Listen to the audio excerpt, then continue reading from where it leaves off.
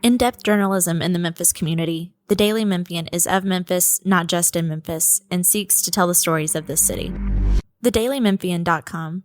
Truth in place. Production funding for Behind the Headlines is made possible in part by the WKNO Production Fund, the WKNO Endowment Fund, and by viewers like you. Thank you. City Council Chairman J.B. Smiley, tonight on Behind the Headlines.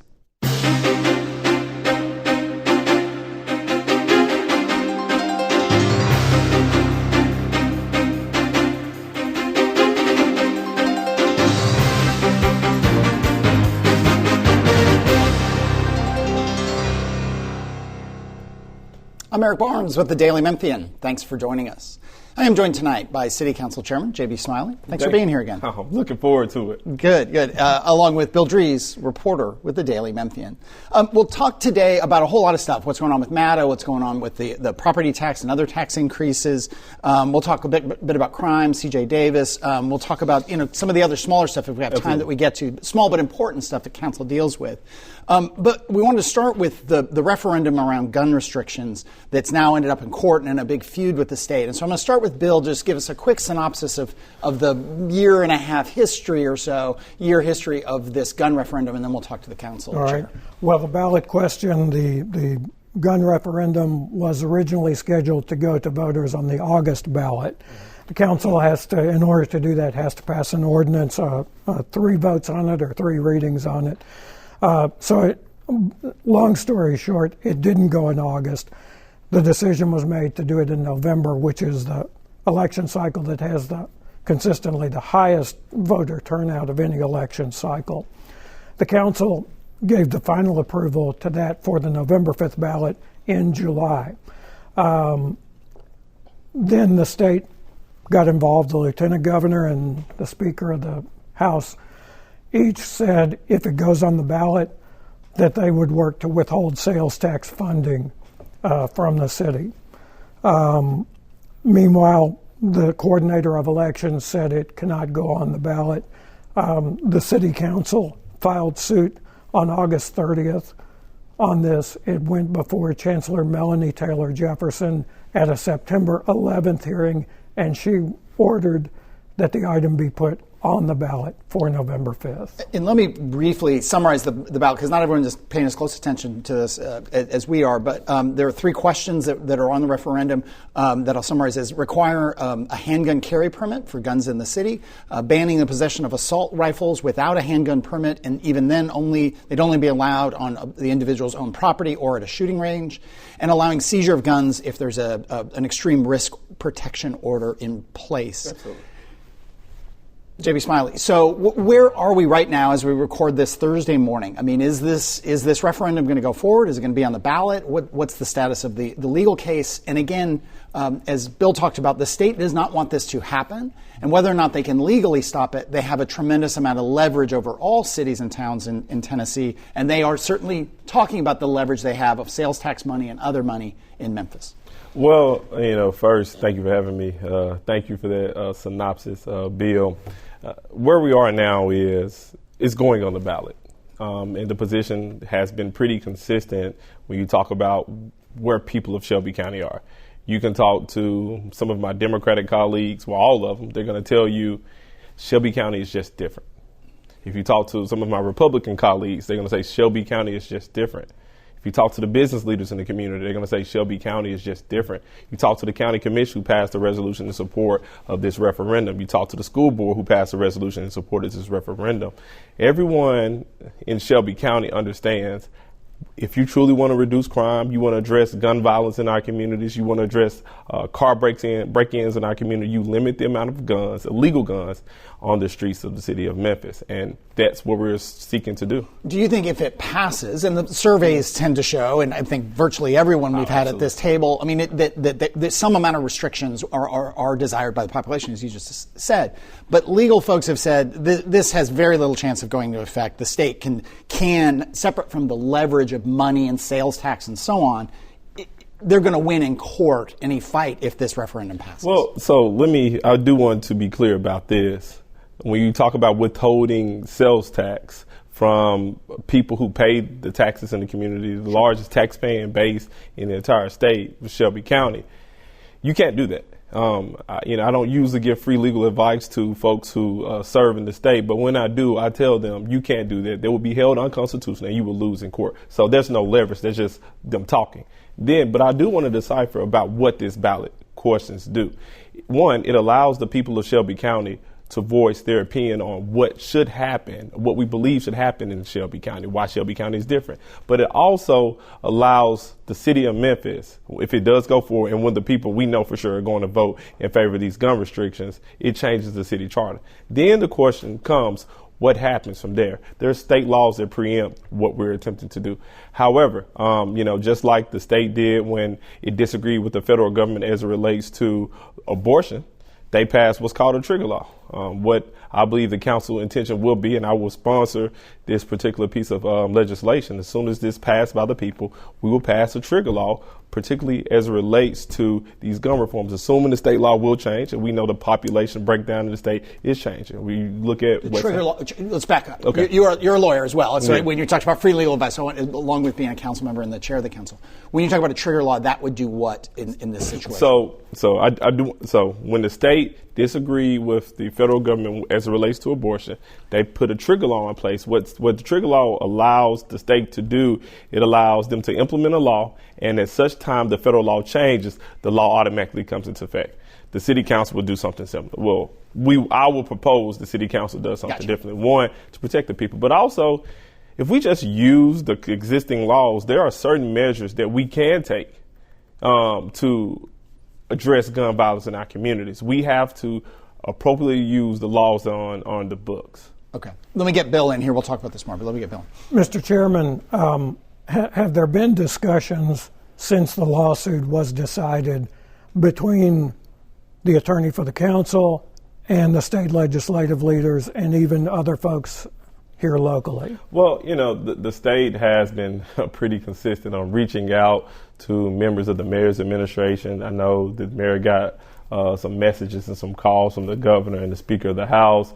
I know some of our business leaders in Shelby County received some of those calls. I believe whatever last council meeting was, I think it was last Tuesday or the Tuesday before last, business leaders from Shelby County were at the state capitol along with the mayor having conversations about, what it looks like for Memphis if the council continues to go forward with the referendum questions. And there was a lot of discussion, a lot of pushback. But, ultimately where I've heard from those business leaders where they feel they're not going to withhold sales tax. They understand they can't do that. Shout out to whoever told them that, their attorney. But, they won't give us anything extra. They only give us what we deserve. They always been giving us the bare minimum. I don't anticipate them doing anything more. They never have. They have consistently treated Shelby County like a stepchild. And, our job as elected officials is to put Shelby County at the forefront of every decision that we make. And I have a hard time listening to folks who visit Memphis for press conferences, don't spill any real time in our community, but seem to believe they know what's best for Shelby County. I push back against that every single day. Every single day ends with a Y. Mm-hmm. What about funding for FedEx Forum for that the state is putting up for that? Is that in danger? So that's absolutely not, because that's not acts directly from the city of Memphis. It's different when J.B. Smiley or Mayor Young goes to have a conversation with the speaker. When they see us, they don't see their equals. They see folks who should be subservient to them. But when Jason Wexler of the Grizzlies, or when FedEx or Richard Smith goes, or Pitt Hyde, the Hyde Foundation goes, it's something completely different. I have no doubt that the Grizzlies will get what they need. I have no doubt that FedEx will get what they need. I have no doubt that the museums will get what they need.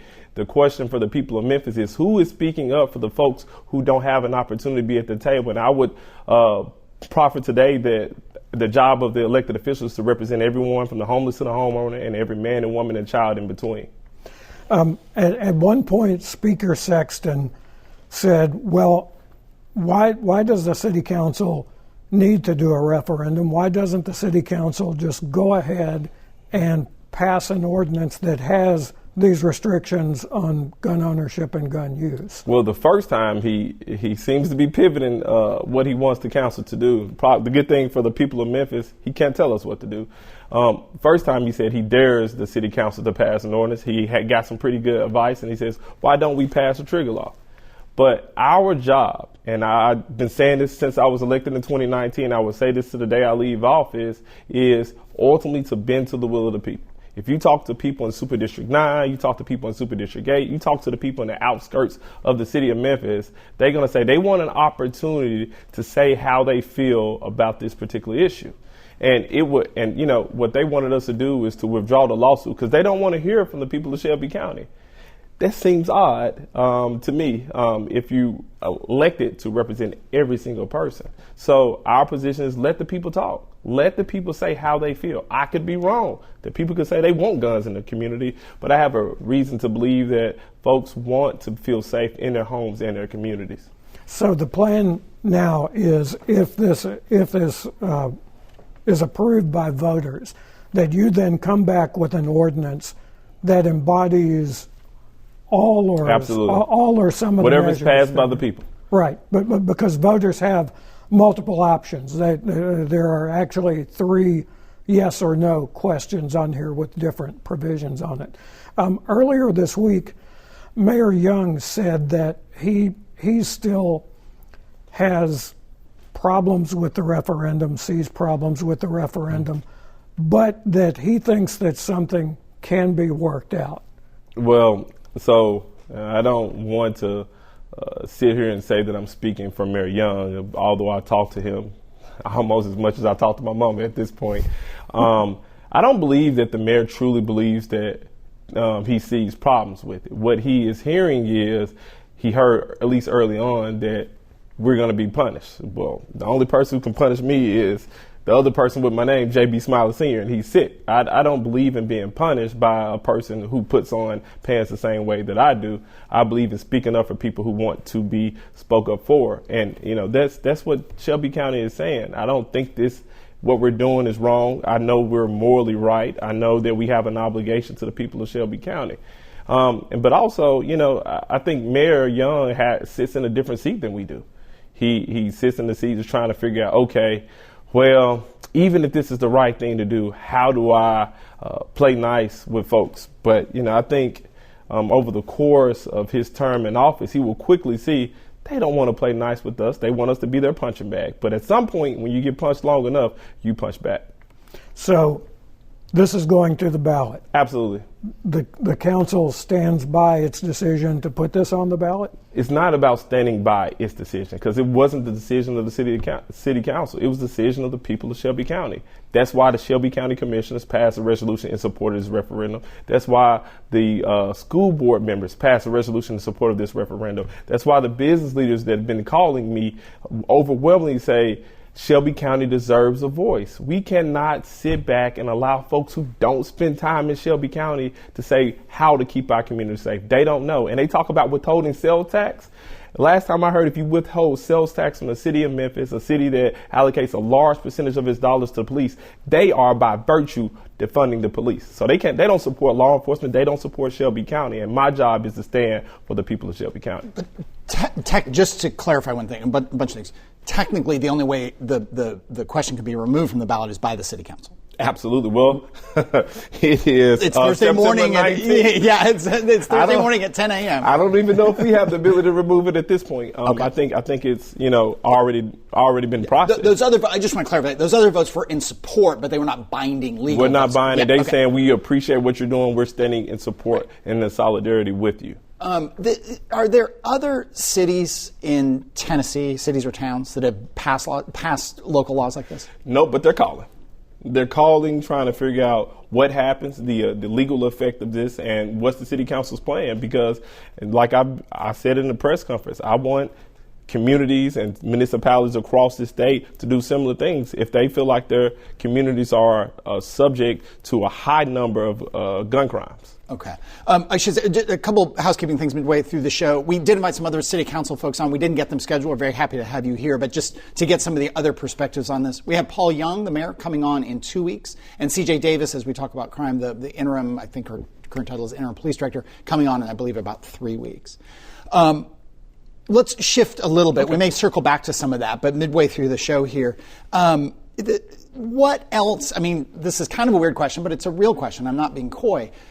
The legislative session starts in January. They start doing a lot of planning through the summer and definitely into the fall. Every year, Memphis, often the city council, has a legislative agenda. What are some, separate from this, what are some of the other things that you would like to see from the legislature as we go into the next legislative session? Well, there's no separate from this. I think in addition to the poverty concerns in the city of Memphis, I think what's forefront of everyone's mind is the negative impact of guns in our community. So what I'm going to push hard for, and I'm going to call on delegations from Democrat and Republican that represent Shelby County to put forth legislation to carve out Shelby County.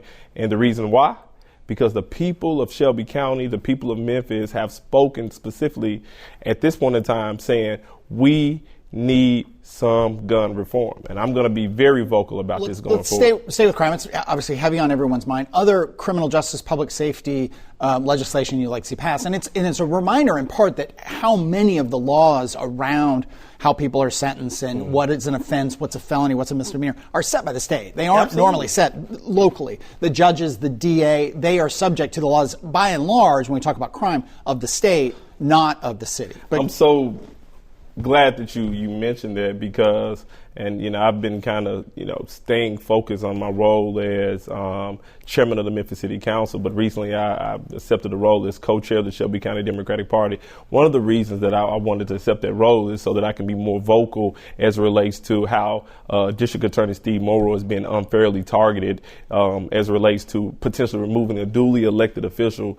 from his role as District Attorney. He hasn't done anything wrong, except he has complied with the state laws. If anyone is to point the finger, anyone to blame as it relates to offenders being released, it's not District Attorney Steve Morrow. It's not necessarily the judges. It's the folks in the General Assembly who won't pass crimes stiff enough to keep people in jail. Now, that's the people you point the finger at. Let's switch again, stay with the legislature, but to non-criminal justice, public safety issues. We sort of mentioned things in the past that the state has done, but going forward, there's always asks, right? Always. Whether that's Regional 1, what are some of those financial asks that you see and the council making? So I'm also talk about the county. So there's an ask to support Regional 1, and the reason that that's important it's not just folks in Shelby County use. If you live in the city of Memphis, you're using Regional 1. So the city council will support that request as well because it's important for people who live in the city of Memphis to have Regional 1 fully operated. But also, we're going to support the Grizzlies in their request for more funding. We're going to support the Grizzlies in their request for funding to, renovate what we now know is Beale Street. There are some safety things that we need to put in place. We're going to support FedEx in their request. We're going to support everything that puts Memphis at the forefront of everyone's mind. Let me, 10 minutes here. Let's go back to Bill. All right. Let's talk about the Memphis Area Transit Authority. I was trying to avoid that. Yeah. I think it looks like everyone was trying to avoid talking about that. Yeah. The council has expressed a variety of emotions here and frustration with the Memphis Area Transit Authority.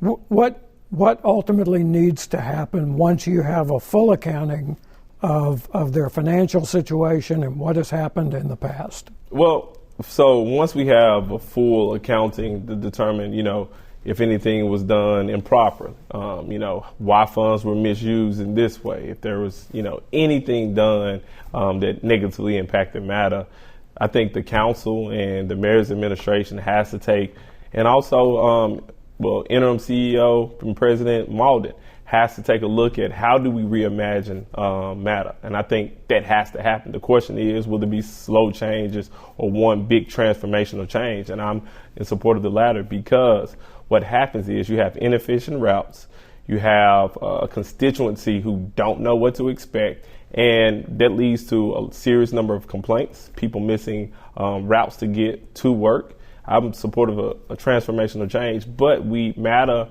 needs to go shift toward a on-demand service, because that's where everything's going. People want to be able to use their cell phone, hit a button on their phone, and know that transportation will be there within 10 to 15 minutes. I think that's how you deal with some of the areas that's not down the cores and the corridors of the city. We're in the next 2 years, we'll have rapid bus transit, which is basically continuous services along the very populated areas in the city of Memphis. But you also have to have a robust on-demand service. And I think that's how MATA wins in the long run. And I know that interim CEO Malden has a plan. I think we should be supporting her plan, and I think we should fully support them. But we have to do our job to make sure that monies are going where it needs to go. Let me interrupt you, Bill, just for 1 second. I'm going to come back to you. But did you, and I'll ask Mayor Young this, and I'll ask anybody this, did you do your job? Because, I mean, you've been in office since 2019. Yeah. I mean, it's an epic failure, even if there's nothing nefarious. It's bizarre. I mean, MATA receives $32 million from local sources for operating, but spent $84 million last year. I mean, this is a question for the current and former leadership, the board of MATA, city council, the mayor's administration. Daily Memphian is a nonprofit. I get financials every month. I report those to the board. The board asks me a question about those. These are basic things that seem like should have been happening, not suddenly looking up and saying, wow, we are tens of millions of dollars upside down. So what kind of oversight, you can only speak for the council, what kind of oversight do you want to put in place going forward so that there isn't this kind of financial mismanagement again? Yeah, so one of the things I think we have to reimagine the relationship the city council has with MATA. Our job essentially is the mayor puts forth the budget. We look at the budget. We hear a presentation from whoever is in the role of interim CEO and president or the permanent president title, and then we say, okay, or no, increase or decrease. And since I was elected in 2019, we've been consistent on giving them the same amount of funding. However, as it relates to their day-to-day operation, that's their board. And, I think my push, depending on what this forensic audit says, is the council should have more oversight so we can be more accountable to the people so we know how their tax dollars are being spent. So I would say, maybe the city council did a disservice by allowing the status quo to continue for so long. But I'm the belief that, we can change things going forward. Before I go back, is legal action against anyone a possibility? Well, I don't know. Okay. We will know with the forensic audit. Back to Bill. Do you think there should be a board then? Is having a board for MATA and then having council oversight further back from that, does that explain some of the problems here? Well, this is a similar setup to MLGW. MLGW has a board, and its president reports to the board. And then at some point when it comes to strictly the financials from the city of Memphis, the council has purview over those dollars. I think, and I think it's something the council has to explore. Do we want more oversight? Should we completely overhaul MATA and make it essentially a service, a division of the city of Memphis where the council has direct oversight of MATA? But I do know MATA needs some changing, but the forensic audit will tell us everything we need to know. And it's also a similar critique that I have for MLGW. MLGW reports to its board. We approve financials, but President McGowan has been more forthcoming than the previous folks in his in that role, because the council said, look, we got to know more. Mm-hmm. To be fair with MATA, not just in this situation, but before this, there was a great tendency to say, well, just blow it up and start all over. That's much easier said than done, because most of their riders have no other way to get to their jobs to do the basic things that they need to do. Yeah, so I think it was more difficult in the previous tenure when you didn't have someone with vision leading, and I think interim president and CEO Malden has vision. She understands, she's in a tough position. She inherited an organization that's been going through some significant problems for a very long time. I'm 37. It's been going through problems at least for the past 25 years from some of the folks I've been talking to. She has vision. We're going to support that vision, and that vision will put people in a better position. It may hurt a little bit. Just a minute and a half left here. We were hoping to have the Bakar Malden, the interim CEO, on next week. I think she was asked by the city council not to talk to the media until they got this. It wasn't you. I'm not pointing at you. But we hope to get her on down the road. When results on the forensic audit? Well, Mayor is hoping we have results within the next month or two. We could do a whole show on this, but we got 90 seconds. You all passed a 49-cent property tax increase back, for this year's budget, a $12 increase in solid waste fees, some increases in auto registrations. Do you worry about the potential impact both to individuals and businesses and economic growth from those tax increases? I worry every single day. I think that's the burden you have when you choose to live a life of public service. I wonder the impact that every decision that I make has on the community, whether it's public safety, whether it's this referendum, whether it's MATA, whether it's increasing fees. But to be clear, I didn't vote for, only fee that I voted for was solid waste because I believe that folks need the ability to make a living wage when they're doing service for the people of Memphis. Chair Smiley, the gun referendum is turned into a big debate, a big political and potentially legal mess. We've written a lot about that at Daily Memphian. We'll talk more detail about it tonight on the full show. But as we talk Thursday morning, as we record this radio session here, you're pushing forward with the referendum. There's been pushback from the state that if Memphis does this, they could lose their sales tax revenue. There's talk that they could use the leverage they have over other, funding of big projects and small projects and really fight back against this referendum. A referendum that I should say would require a handgun carry permit in the city, banning possession of assault rifle without handgun permit, and even then the assault rifle could only be on a person's own property or a shooting range, and allow the seizure of guns under extreme risk protection order. Most legal folks are saying it has no chance of standing up in court. A city and town can't preempt the state. Why push forward with this way? Well, legal folks aren't saying that. Legal folks are saying that the city council has followed the laws and complied with all laws that put forward by the state. We have the right to put it before the people, for the people to vote on it. What they also are opining is what happens next. The folks who truly understand what's transpiring is the city council has the ability to by vote of the people to change the city council charter. The next question is what happens then? Right. And what happens then is, I will sponsor legislation to implement a trigger law. A trigger law gives, puts those referendums in place. And if the state law does change, those laws will become into place pursuant to state law. Then the question becomes, what can we do right now to address guns? Well, what I want to see is what percentage of people vote in favor of it? And then, us legal minds will go and figure out what options the city of Memphis can take. So to some extent, it's a poll. I mean, a very formal legal poll, but because it won't, like you're saying, it is likely to pass. There could be legal fight with the city, a legal fight with the state, excuse me. And they lost. But once it's passed, then there's going to be more legal wrangling, it seems, probably. But you're saying it won't go into effect until the state law changes. Absolutely. Okay. And I think what's important for the people of Shelby County, the people of Memphis to understand is this is not silencing the voice of the city council. It's silencing the voice of everyone who calls the 901 home, and they should be offended. Okay. Let me bring in Bill Dries.